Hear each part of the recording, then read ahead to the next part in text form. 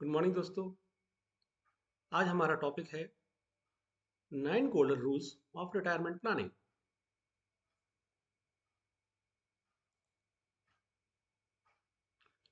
दोस्तों, जैसा कि आपको पता है कि अगर हमारी जॉब लगी है तो एक दिन रिटायरमेंट होना ज़रूरी है, लेकिन हम उसको कैजुअल लेते हैं कि जब रिटायर होंगे तब देखेंगे क्या करना है। वेयर एज हमें चाहिए कि 20s या 30s की एज में ही, मतलब जब हमारी जॉब लग जाती है तब से ही हमें रिटायरमेंट की प्लानिंग शुरू कर देनी चाहिए, ताकि हमें कंपाउंडिंग का फ़ायदा मिल सके। इसमें इंडियन गवर्नमेंट हमें सपोर्ट कर रही है। इंडियन गवर्नमेंट ने हमारे लिए एनपीएस स्कीम यानी नेशनल पेंशन स्कीम चालू करी है, क्योंकि सन 2004 के बाद पेंशन बंद कर दी गई है। इसलिए गवर्नमेंट ने नेशनल पेंशन स्कीम चालू की है। इस स्कीम में गवर्नमेंट ही सपोर्ट करती है, ताकि रिटायरमेंट के बाद आपके पास एक अच्छा कॉर्पस इकट्ठा हो जाए। अब हम 9 गोल्डन रूल्स जानते हैं कौन कौन से गोल्डन रूल है। पहला रूल है visualise your post retirement life. आप पहले कल्पना करें कि आज से 25 या 30 साल बाद जब आप रिटायर होंगे तब आपको किस चीज़ की जरूरत पड़ेगी। जैसे कि घर है, बच्चों की शादी ब्याह है, उनकी हायर एजुकेशन है, आप किस लोकेलिटी में रहना पसंद करेंगे, आपके फ्रेंड सर्कल को देखेंगे, ये सब ज़रूरी है। Rule number 2, start early to build your retirement fund. जैसा कि मैंने अभी पहले बताया कि अगर आप रिटायर होना है तो शुरुआत से ही अपना रिटायरमेंट फंड बनाना शुरू कर दें, ताकि कंपाउंडिंग का फ़ायदा मिले और आप एक अच्छा कॉर्पस इकट्ठा कर सकें। तीसरा रूल है correction, skilfully juggle debt, saving and investment. मतलब अपने कर्ज, अपनी सेविंग्स और अपने इन्वेस्टमेंट में एक अच्छा तालमेल बना के रखें। सबसे पहले उन कर्जों को चुकाएं जिस पे ज़्यादा ब्याज जा रहा है, फिर उससे कम, फिर उससे कम, इस तरह से। और अपने इन्वेस्टमेंट को ना छेड़ें और सेविंग्स को भी ना रोकें। फिर आया सेव रेगुलरली। रेगुलरली मतलब लगातार। सेविंग्स में कभी ब्रेक ना करें। ये नहीं कि इस महीने बहुत दिवाली आ गई या ईद आ गई तो हम इस महीने सेविंग नहीं करेंगे, वो अगले महीने से देखेंगे। नहीं, अपनी इच्छाओं में कटौती करें और लेकिन सेविंग लगातार करते रहें। Then rule number 5, diversify your portfolio. अपने पोर्टफोलियो को डाइवर्सिफाई करें। मतलब जो भी पैसा आप सेव या इन्वेस्ट कर रहे हैं एक पर्टिकुलर फील्ड में ना लगाएं। Mutual fund, bonds, real estates, gold, properties, सब में अलग अलग क्षेत्र में पैसा लगाएं, ताकि आपको एवरेजिंग का फायदा मिले। क्योंकि मार्केट कब गिर जाएगा पता नहीं। 21 में कोरोना की वजह से मार्केट पूरी तरह से क्रैश हो गया था। Then factor of in inflation. Inflation मुद्रास्फीति यानी महंगाई दर। तो हमें महंगाई दर को देखते हुए अपने लिए स्टेप अप एसआईपी लेना चाहिए, ताकि भविष्य में हमारा पैसा कम न पड़े। यूँ ना सोचें कि 5,000 रुपये महीना सेविंग बहुत है, क्योंकि आज जो 5,000 तुम्हें दिख रहा है, आज से 20-25 साल बाद वो 500 रुपये की कीमत रह जाएगी और महंगाई अपने चरम पर पहुंच जाएगी। तो ये चीज़ का ध्यान रखें। अगला रूल है 7th, 6 month emergency fund, term public health insurance. अपना 6 महीने का इमरजेंसी फंड सेविंग्स और इन्वेस्टमेंट से पहले पक्का करें, क्योंकि इमरजेंसी फंड होगा तभी आप कोई विपदा आएगी तो उसको झेल पाएंगे। और उससे ये फायदा रहेगा, अगर आपके पास इमरजेंसी फंड होगा तो आपकी सेविंग्स को और इन्वेस्टमेंट को आप टच नहीं करेंगे। फिर term plan. Term insurance plan उस व्यक्ति को जरूर लेना चाहिए जो घर का कमाने वाला एकमात्र सदस्य है। और हेल्थ इंश्योरेंस एक फैमिली फ्लोटर प्लान पूरे परिवार का लेना चाहिए, जिसमें माता पिता, पत्नी और बच्चे और आप खुद इन्वॉल्व हो। उसका प्रीमियम थोड़ा ज़्यादा जाएगा, लेकिन उससे आपको बहुत सपोर्ट मिलेगा। जब कोई गंभीर बीमारी परिवार में, कोई मेजर एक्सीडेंट कुछ होता है, तो उस टाइम ये आपको हेल्प करता है। Then avoid early withdrawals. Early withdrawals को अवॉइड करें। ये नहीं कि आपका पीएफ इकट्ठा हो रहा है या एनपीएस इकट्ठा हो रहा है, तो जब कोई इमरजेंसी आई तुरंत उसमें से पैसा निकाल लिया। नहीं, वो हम अपने भविष्य के लिए, अपने रिटायरमेंट के लिए उसको पैसे को इकट्ठा कर रहे हैं, तो उस पैसे पे नज़र न डालें। Then buy house keeping your post retirement years in mind. और रिटायरमेंट के बाद दिमाग में रखते हुए अपने लिए एक घर पक्का खरीदें। चलिए, पहला point, visualise your post retirement life. तो अपनी सेवानिवृत्ति के बाद की जिंदगी की कल्पना करें। रिटायरमेंट के बाद की जीवन की जब हम कल्पना करते हैं, तो हमें सबसे पहले अपनी फाइनेंशियल स्टेबिलिटी का ध्यान रखना है कि हमारे पास इतना पर्याप्त पैसा होना चाहिए कि हमें कहीं दिक्कतें सामना न करना पड़े। फिजिकली, मेंटली ध्यान केंद्रित रखें, अपनी हॉबीज का ध्यान रखें, उन्हें डेवलप करें, फैमिली और फ्रेंड्स के साथ समय बिताएं। अधिकांश लोग रिटायरमेंट की प्लानिंग तो करते हैं, लेकिन बीच में ही लक्ष्य से भटक जाते हैं और गोल हासिल नहीं कर पाते। आज के दौर में हेल्थ सर्विसेज बहुत ज़्यादा सुधार हुआ है, जिसके चलते अब एवरेज ह्यूमन लाइफ जो है करीब 25 से 30 साल रिटायरमेंट के बाद भी हो गई है। तो वो सब सोचते हुए हमें अच्छा रिटायरमेंट कॉर्पस इकट्ठा करना है।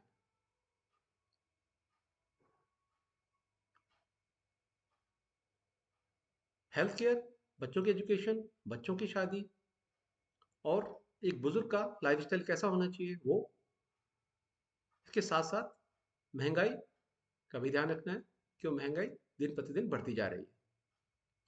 और अपने बच्चों पर बुढ़ापे में आर्थिक रूप से निर्भर नहीं रहना है, क्योंकि जब बच्चे बड़े होंगे तो वो अपनी नौकरी, बिजनेस के लिए परदेश या विदेश भी जा सकते हैं। तो इसी तरह से अपना रिटायरमेंट प्लान करें ताकि आपको भविष्य में दिक्कत ना आए। दूसरा rule, start early to build your retirement fund. यानी जल्दी अपना रिटायरमेंट फंड बनाना शुरू करें। जल्दी आप अगर अपना रिटायरमेंट फंड शुरू करेंगे तो आपको कंपाउंडिंग का फायदा मिलेगा और इन्वेस्टमेंट भी शुरू करना है और कंटिन्यूटी भी रखनी है, ताकि आपको ब्याज पर ब्याज मिल सके। एक पुरानी कहावत है कि जवानी में किया गया इन्वेस्टमेंट बुढ़ापे में आराम देता है। ये बात 100% सच है। इसलिए कोशिश करें अपने 20s या 30s में, जैसे ही आपकी जॉब लगती है, आपका रिटायरमेंट फंड बनाना शुरू कर दें और उसके लिए सोच समझ के फाइनेंशियल प्लानिंग करें और जल्दी शुरू करें। कंपाउंडिंग का अगर आपको फायदा लेना है तो उसके लिए सबसे पहले रेगुलर इन्वेस्ट करें। दूसरा, जो भी रिटर्न मिलता है उसको री इन्वेस्ट करें और पोर्टफोलियो को अपने को डाइवर्सिफाई रखें, डिसिप्लिन बनाए रखें। मार्केट में कोई भी उतार चढ़ाव आता है तो मार्केट से एक्सिट ना करें, कंटिन्यूटी बना के रखें। Rule number 3, skillfully juggle debt, savings and investment. ऋण, बचत और निवेश में कुशलता से संतुलन बनाना। तो लोन, सेविंग्स और इन्वेस्टमेंट में बैलेंस बना के रखना चाहिए। सबसे पहले जो बड़े बड़े लोन हैं जैसे क्रेडिट कार्ड लोन या होम लोन, बड़े बड़े लोन पहले चुकाएं क्योंकि इसमें इंटरेस्ट रेट ज़्यादा लगता है। उसके अलावा इमरजेंसी फंड्स, ताकि आपको लोन सेविंग और इन्वेस्टमेंट में दिक्कत ना आए। तीसरा, शॉर्ट टर्म और लॉन्ग टर्म गोल में बैलेंस बनाए रखें। जब छोटे छोटे गोल्स अचीव करेंगे तो बड़े बड़े गोल भी अचीव हो जाएंगे। तो अपने अकाउंट्स को 2-3 पार्ट में डिवाइड करें। एक अकाउंट से शॉर्ट टर्म की एसआईपी जाने दें और दूसरे अकाउंट से लॉन्ग टर्म गोल्स की एसआईपी जाने दें, तो बैलेंस मेंटेन रहेगा। और जब खर्च करते हैं तो बजट बनाएं और अपने खर्चों पर नज़र रखें। रूल नंबर 4 है सेव रेगुलरली, यानी नियमित रूप से बचत करें। तो नियमित रूप से बचत करने का मतलब है कि सबसे पहले महीने का अपना बजट बनाएं, एक लिस्ट तैयार करें कि हमें जनरली महीने में हमारा कितना खर्च होता है, और फालतू खर्चों पे रोक लगाने की कोशिश करें, वो ज़्यादा बेहतर है। कोई भी चीज़ खरीदने से पहले या कोई ऑर्डर करने से पहले देखें क्या उसके बगैर हमारा काम चल सकता है। अगर चल सकता है देन इट्स गुड। और ऑफर्स के चक्कर में या ईएमआई के चक्कर में कोई ऐसी चीज़ घर में न ले जिसके आपको बाद में ज़रूरत ना हो। अपने घरेलू खर्चों को सीमित रखें, फिजूल खर्ची ना करें। उससे अलावा सही जगह पर इन्वेस्टमेंट करें। इसके लिए पहले किसी भी इन्वेस्टमेंट के बारे में ऑनलाइन या ऑफलाइन जानकारी लें। आजकल तो यूट्यूब पे बड़े बड़े ट्यूटोरियल्स आ रहे हैं, उससे म्यूचुअल फंड्स या स्टॉक्स या गोल्ड या अदर इन्वेस्टमेंट डेट फंड में इन्वेस्ट करना है तो उसके बारे में पहले जानें, समझें, तब जा करके और अपना रिस्क प्रोफाइल देखकर तभी इन्वेस्ट करें। संयमित और नियमित रूप से निवेश करें। सेविंग के साथ साथ इन्वेस्टमेंट की आदत डालें, क्योंकि अलग सेविंग से मात्र हमें 5 से 6% ही ब्याज मिलता है, जो इन्फ्लेशन को बीट नहीं करता। इसलिए हमें इन्वेस्टमेंट बहुत ज़रूरी है। एफडीज हो गई, म्यूचुअल फंड्स हो गया, इनका यूज़ कर सकते हैं। और अगर आपको स्टॉक्स का नॉलेज है तो स्टॉक्स में इन्वेस्ट कर सकते हैं, गवर्नमेंट बॉन्ड्स में इन्वेस्ट कर सकते हैं, सोवरजिन गोल्ड बॉन्ड में इन्वेस्ट कर सकते हैं, लैंड प्रॉपर्टी अगर आपके पास अच्छा पैसा है तो उसमें इन्वेस्ट कर सकते हैं। और अपनी इनकम को 50-25-25 रूल के अनुसार बांटें। 50% से अपनी ज़रूरतें पूरी करें, 25% से अपने शौक और इंजॉयमेंट के लिए रखें, और 25% सेविंग्स और इन्वेस्टमेंट के लिए रखें। तो कोशिश करें सबसे पहले 25% सैलरी आते ही इन्वेस्ट करें। उसके बाद बैलेंस पैसे में से 50% जैसा कि आपने प्लान किया है अपनी बेसिक नीड्स को फुलफिल करेंगे, और बचे 25% से अपने इंजॉयमेंट, घूमना फिरना, शॉपिंग करना, वीकेंड पर होटल्स में जाना, मूवीज देखना, इसमें इन्वेस्ट करें। लोन चुकाएं। यदि आप पर कोई लोन है तो पहले उसे चुकाने पर ध्यान दें, क्योंकि लोन पे रेट ऑफ इंटरेस्ट लगता रहता है जो भविष्य में आपको बहुत महंगा पड़ता है। अभी हम बात करेंगे rule number 5, diversify your portfolio, यानी अपने पोर्टफोलियो में विविधता लाएं। हमें अपने पोर्टफोलियो में डाइवर्सिफिकेशन के लिए पैसे को एक जगह निवेश नहीं करना है। वॉरेन बफे ने भी कहा है, don't keep all the eggs in one basket. एक ही टोकरी में सारे अंडे ना रखें, अगर टोकरी गिरेगी तो सारे अंडे फूट जाएंगे। इसलिए हमें अलग अलग एसेट क्लास में, जैसे कि stocks, bonds, real estate, gold, mutual funds में इन्वेस्ट करना चाहिए। उसके अलावा साइड हसल रखना चाहिए, अपने स्किल डेवलप करें, और फ्रीलांसिंग भी कर सकते हैं, ऑनलाइन ई लर्निंग कोर्सेज चला सकते हैं। तो सोर्सेस ऑफ इनकम बढ़ाते जाएं। डाइवर्सिफिकेशन का मेन मोटो रिस्क को कम करना है। अगर एक जगह नुकसान होता है तो दूसरी जगह उसकी भरपाई हो जाती है और हमें एक रेगुलर रिटर्न मिलता रहता है। स्टॉक्स यानी शेयर मार्केट में इन्वेस्टमेंट, बॉन्ड्स यानी सरकार या कॉर्पोरेट बॉन्ड खरीदना, क्योंकि बॉन्ड्स में स्टॉक मार्केट की अपेक्षा रिस्क कम रहता है। फिर रियल एस्टेट लॉन्ग टर्म में बहुत अच्छी वैल्यू लेती हैं, 8 से 10% का रिटर्न आराम से निकाल देती है। देन गोल्ड, जब भी देश पे आर्थिक संकट आता है या महंगाई ज़्यादा बढ़ जाती है तो उस टाइम ये मेटल जो है बहुत हेल्प करता है। आप चाहें तो फिजिकल गोल्ड या फिर डिजिटल गोल्ड या गोल्ड ईटीएफ में इन्वेस्ट कर सकते हैं।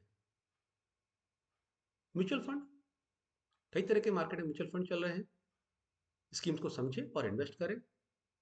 कोशिश करें कि डायरेक्ट फंड खरीदें, रेगुलर फंड ना खरीदें। दूसरा, एसेट क्लास देखें। सारे म्यूचुअल फंड्स आपके पास लार्ज कैप के नहीं होने चाहिए, कुछ लार्ज के, कुछ मिड के, कुछ स्मॉल कैप, कुछ मल्टी कैप या फ्लैक्सी कैप फंड्स होना चाहिए। क्योंकि सबसे बड़ी बात है, इसमें हमें एक्सपेंस रेशियो देना पड़ता है। और दूसरा पक्का ये देखें कि एग्जिट लोड कितना है। एक्सपेंस रेशियो भी 0.5% से कम होना चाहिए, तो इससे हमारा पोर्टफोलियो भी अच्छा बना रहेगा।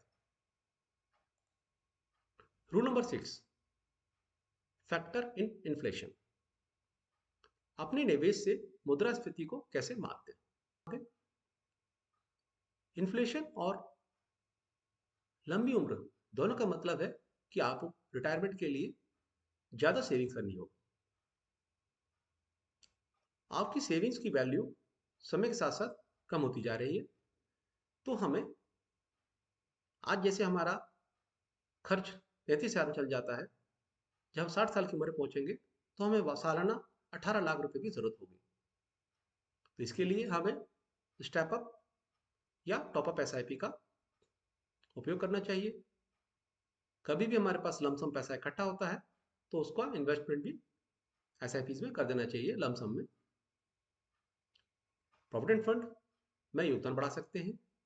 आजकल तो एनपीएस स्कीम आ गई है, तो उसमें भी योगदान बढ़ा सकते हैं और अपने अनावश्यक खर्चों में कटौती कर सकते हैं, जिससे आपका रिटायरमेंट फंड बढ़ता जाएगा। स्टेप अप एसआईपी, मान लीजिए आप इनिशियल अमाउंट 5,000 लगाते हैं और रिटर्न एक्सपेक्ट कर रहे हैं 12% का। एनुअल स्टेप अप आप चाह रहे हैं कि हर साल 15% एसआईपी की अमाउंट बढ़ती जाए और 25 साल तक आप इन्वेस्ट करना चाहते हैं, क्योंकि 25 साल बाद आप 60 साल की उम्र तक पहुंच जाएंगे। तो आप कैलकुलेट करके देखेंगे तो आपका इन्वेस्टमेंट 1,27,67,581 रुपये है। प्रॉफिट 2,35,19,997 है। टोटल आपका सेविंग को अक्सर पर्याप्त ना समझे। भविष्य में केवल सेविंग से गुजारा मुश्किल है। अपनी बचत को बढ़ाने की कोशिश करें। अपनी इनकम को एसेट्स में बदली करें। प्रॉपर्टी ले ली, गोल्ड ले ली, पार्टनरशिप किसी बिजनेस में कर लिया, उससे भी आपकी साइड हसल हो जाएगी। लॉन्ग टर्म के लिए अगर आप शेयर मार्केट में इन्वेस्ट करते हैं तो आप इन्फ्लेशन को मात दे सकते हैं। 2020-21 का ही एग्जाम्पल ले लीजिए। उस टाइम सेंसेक्स 40,000 से सेंसेक्स 25,000 तक पहुंच गया था, लेकिन 2025 में ही है 84,000 के लगभग पहुंच चुका है। और जो इन्वेस्टर्स जिन्हें शेयर्स का नॉलेज नहीं, वो इक्विटी म्यूचुअल फंड्स में भी इन्वेस्ट कर सकते हैं। और सबसे अच्छा निवेश तो सोना है, क्योंकि यह हम मेटल में इन्वेस्ट कर रहे हैं। आप देख लीजिए, आज मेटल का रेट 1.25 लाख तक पहुंच चुका है 10 ग्राम का, क्योंकि आज से 25 साल पहले मात्र 5 से 7 हजार रुपये तोला था। और रियल एस्टेट में भी 10 वर्ष तक अगर आप इन्वेस्ट करते हैं तो 9% रिटर्न आपका कहीं नहीं गया। रियल एस्टेट भी अच्छा निवेश है। Emergency fund, term public health insurance, 6 महीने का आपातकालीन फंड, टर्म इंश्योरेंस प्लान और health insurance plan. 6 month emergency fund के बारे में मैं पहले बात कर चुका हूं कि जैसी जॉब लगती है सबसे पहले अपना 6 मंथ का इमरजेंसी फंड इकट्ठा करें। यानी कि आपकी ज़रूरतें देखिए, एक महीने आपका कितना खर्च है। अगर आपका महीने का खर्च करीब 30,000 से 50,000 है तो आपका इमरजेंसी फंड मल्टीप्लाई बाय 6 कर दीजिए। 30,000 है तो 30 1,80,000 आपके पास में रिजर्व होना चाहिए। और 50,000 अगर मंथली एक्सपेंसेस है तो 3 लाख तक आपके पास में इमरजेंसी फंड होना चाहिए। और ये सब इमरजेंसी फंड इकट्ठा होने के बाद ही फिर अपना इन्वेस्टमेंट और सेविंग शुरू करें। Now, term insurance plan. हमें ये पता है कि मृत्यु अटल है, और जिस घर में कमाने वाला अगर एक ही सदस्य है और अगर उसकी डेथ हो जाती है तो पूरा घर बिखर जाता है। और जीने के लिए पैसा तो चाहिए, ज़रूरतें तो हैं, लेकिन वो फुलफिल कौन करेगा? इस पर्पज से हर व्यक्ति को समय रहते अपना टर्म इंश्योरेंस प्लान लेना चाहिए, जो कि घर का अर्निंग मेंबर है। इसका प्रीमियम कम से कम जाता है और इसमें 50 लाख से लेकर 1 करोड़ तक का प्लान मिलता है। और परिवार चाहे तो उनको मंथली सैलरी के रूप में भी पैसा मिलता रहेगा, और लमसम चाहे तो आपकी डिमाइस के बाद उनको लमसम भी पैसा मिल सकता है। तो इसमें पेरेंट्स भी कवर हो जाते हैं, फैमिली बच्चे भी कवर हो जाते हैं। अब आ गया स्वास्थ्य बीमा योजना। कई कंपनियां हेल्थ इंश्योरेंस प्लान चला रही हैं, जो कि बहुत ही अच्छा प्लान है। इसमें कोशिश करें फैमिली फ्लोटर प्लान लें। प्रीमियम थोड़ा ज़्यादा जाएगा, पर उसमें आपके मदर फादर, आपकी पत्नी और आप और बच्चे सभी इन्वॉल्व हो जाते हैं। तो बीमारी दुखी तो किसी को भी आ सकती है। अगर कोई भी घर में बीमार हुआ तो आप हेल्थ इंश्योरेंस प्लान के थ्रू आप अस्पताल में भर्ती होने से पहले और बाद के खर्च और वहाँ का ट्रीटमेंट, सर्जरी, वो सब कवर हो जाता है। तो आप इस पर फ्री हो जाते हैं। फिर आपको आपके सेविंग्स और इन्वेस्टमेंट की तरफ हाथ नहीं लगाना पड़ता, और वो पैसा आपका सेफ रहता है। Rule number 8, avoid early withdrawals. समय से पहले निकासी से बचें। देखिए, हम रिटायरमेंट फंड किस लिए इकट्ठा करें? रिटायर हो तब वो हमारे काम आ सके। उस फंड को रिटायरमेंट से पहले कभी छेड़ना नहीं चाहिए, चाहे पीएफ हो या फिर एनपीएस हो या प्राइवेट कंपनीज के या बैंक्स के जो रिटायरमेंट प्लान चल रहे हैं। जो हम इस तरह का रिटायरमेंट कॉर्पस इकट्ठा कर रहे हैं, उसको अर्ली विड्रॉ नहीं करना चाहिए। कोशिश करें कि एफडीज भी अगर आप हैं बैंक में तो उसको जैसी मैच्योर होती है उसमें एक ऑटो रिन्यू का ऑप्शन होता है। मैच्योर होते ही आप अगर नहीं विड्रॉ करते हैं तो ऑटो रिन्यू हो जाती है और फिर से उसमें ब्याज मिलना शुरू हो जाता है। और अगर आप एफडीज को ब्रेक करते हैं तो आपको 0.5% से लेकर 1% तक का पेनल्टी लगती है। और मेन मोटो तो हमारा अपना कॉर्पस बढ़ाना है रिटायरमेंट का, लेकिन हम ऐसे बीच बीच में विड्रॉ करते रहेंगे तो वो हमारा गोल अचीव नहीं हो पाएगा। Rule number 9, buy a house keeping your post retirement year in mind. अपनी सेवानिवृत्ति के बाद के वर्षों को ध्यान में रखते हुए घर खरीदें। रिटायरमेंट के बाद के वर्षों को ध्यान में रखते हुए घर खरीदना एक महत्वपूर्ण निर्णय है, क्योंकि जब आप रिटायर होंगे उस टाइम मकान की और ज़मीन की कीमत बहुत अधिक हो गई होगी। तो कोशिश करें अपनी जॉब पे रहते रहते ईएमआई के थ्रू ही होम लोन ले लें। इसमें गवर्नमेंट संस्था से अगर लोन लेंगे तो उसमें ब्याज 8 से 9% ही लगता है, और अपनी सर्विस के दौरान ही आप घर के मालिक को बन सकते हैं। दूसरा, अपना बजट तैयार करें और होम लोन को मूल्यांकन करें कि कितना आप ईएमआई पे कर सकते हैं। कोशिश करें घर ऐसी जगह लें जहां हॉस्पिटल नज़दीक हो, शॉपिंग सेंटर्स हो, बोर्ड ऑफ कन्वेंस हो, और बाकी मंदिर, गुरुद्वारे या मस्जिद आसपास हो, ताकि आपको उस उम्र में परेशान ना होना पड़े, आपको हर चीज़ वॉकिंग डिस्टेंस पे हो, और आपके दोस्त और रिश्तेदार भी आसपास रहते हों, ताकि उनसे मिलते जुलते रहना हो और आपकी निकटता बनी रहे, और घर में शांत और सुरक्षित वातावरण बना रहे। तो दोस्तों, आपको मेरा वीडियो कैसा लगा?